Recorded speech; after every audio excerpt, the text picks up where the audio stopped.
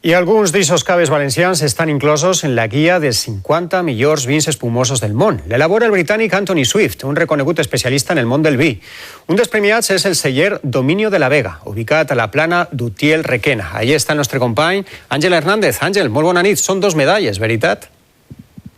Sí, en aquesta llista dels 50 millors espumosos del món hi ha 7 medalles d'or i una és per a este celler, per a Dominio de la Vega, per este brut reserva especial que té el 70% de Macabeu i el 30% de Chardonnay.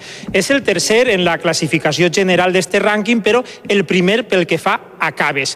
I a banda ha obtingut una segona medalla, una medalla de bronze, amb este cava Pinot Noir. Eva, què suposa este doble reconeixement per a este celler? Pues refuerza la posición de Dominio de la Vega ahí donde estamos fuertes, así como nos da mayor credibilidad a la hora de introducirnos en nuevos mercados internacionales, ya que esto demuestra que somos capaces de competir con cualquier gran champán.